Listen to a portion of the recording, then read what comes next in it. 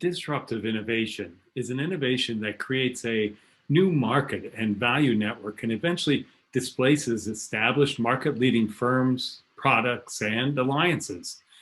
The term was defined and first analyzed by Clayton M. Christensen and his collaborators back in 1995 and has been called the most influential business idea of the early 21st century. For the past 25 years, the theory of disruptive innovation has been enormously influential in business circles and a powerful tool for predicting which industry entrants will succeed. There's a troubling concern.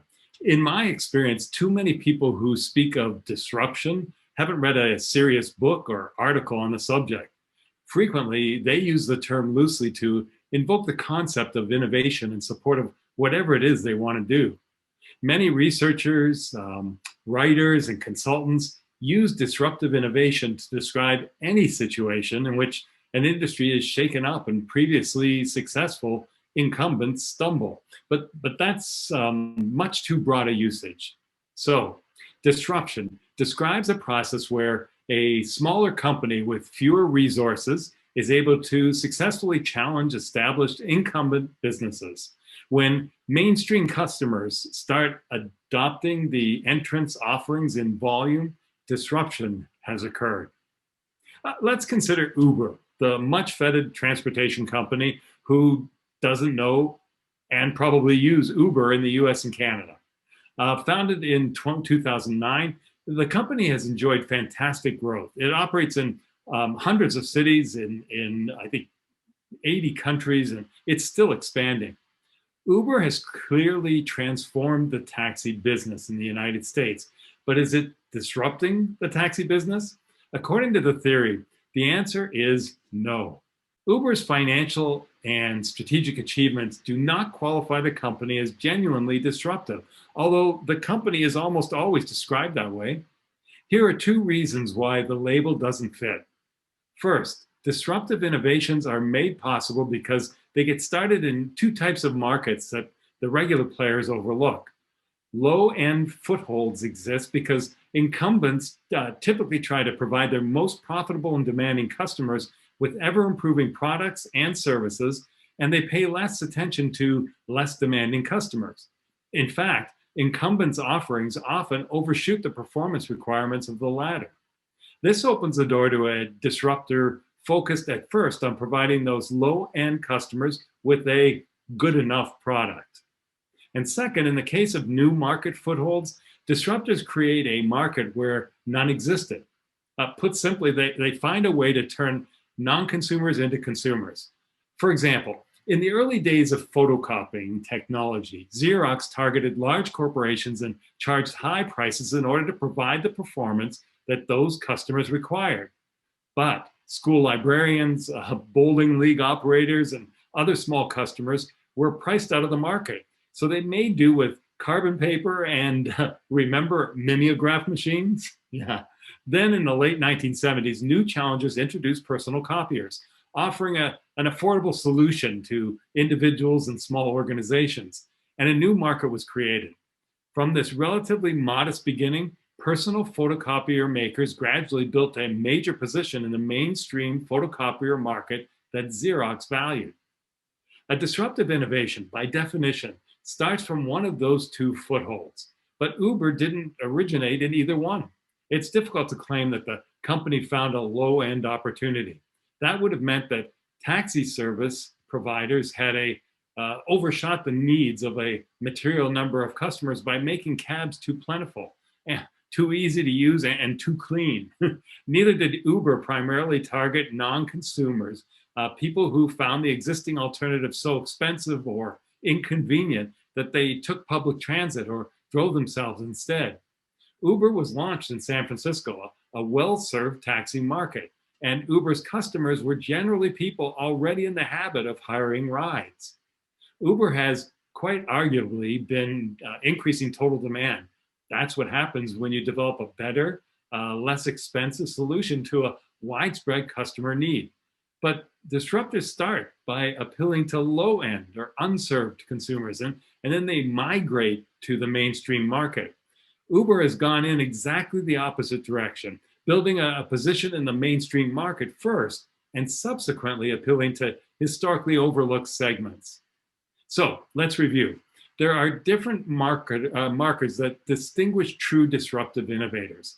They are low cost and highly accessible. They have lower gross margins than their contemporaries or the incumbent. They serve as a smaller, low-end target market at first before expanding to a vast market due to their accessibility. They're hard to see coming and aren't taken seriously. They quietly, slowly climb the ladder and can take years or decades to gain traction before they dramatically upend competitors. So what are some examples of companies who are disruptive innovators? How about Airbnb, VRBO? This is known as peer-to-peer, P2P commerce. Let individuals open up rooms in their homes or offer up plots of private land for camping, and visitors can book directly. Previously, travelers had to go through centralized companies like hotel chains to book an overnight stay. But P2P accommodation companies like Airbnb and HipCamp developed websites and apps where individuals could easily list cozy accommodations, promote their offerings, and chat directly with potential visitors. Another obvious example, retail medical clinics. Here's an example of a disruptive business model that's shaking up the hospital model and traditional doctor's offices. Patients can go to retail clinics to get relief from common maladies such as allergies and sinus infections, or receive routine vaccinations and blood tests. They're typically located in accessible areas with convenient opening hours for easy walk-in appointments. So, where do we start? Consider these 8 arenas. First is value. How and what could we do if we entered our customers' value streams 2 or 3 steps earlier than we do now? Second is go-to-market. Where can we select just one part of what we do and go to market without anything else that we currently do? Third is size, structure, and scope. What best describes our organization's size, structure, and scope? What are the opposites of those descriptors? How can we start behaving like the complete opposite of us company we just described? Fourth is core functions and process. What would it look like if we completely eliminated a core function of what we do now? Performed a core process completely differently? 5 is success factors. What would we do if we eliminated all these success factors from our brand to double or triple our size and value? Number 6 is industry factors. What can we scavenge from things we've tried that have never made it to market to create a brand new offering to disrupt our own industry? What markets could we enter where we have absolutely nothing to lose from breaking things? Number 7 is market entry. What elements characterize our market segment? What other markets have 1 or 2 of these elements? Which ones can we pick for market entry at a rock bottom price? And last but not least, number 8 is new market expectations.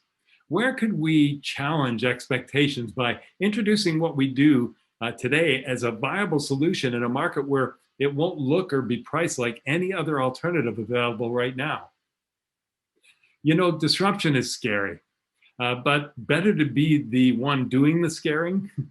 For an established brand, it's challenging to generate ideas for disrupting its own or even other markets.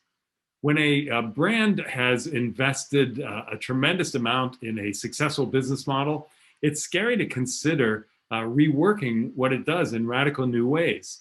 But companies emerging with a disruptive mindset aren't approaching a brand's market with the same reservations, I guess, and hesitancies. If you're an established brand trying to become a disruptive strategic force, you need to identify a way to reimagine what you do, the value you provide, and how you go to market as if you were starting from scratch without preconceived notions.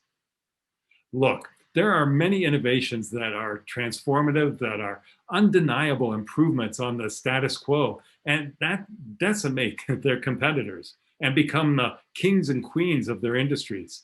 But not all of them are disruptive. True disruptive innovations are often hiding in plain sight, Serving customers the companies in power aren't particularly motivated to attend to. But through steady improvement and a lot of patience, they climb and they climb until they're alone at the top.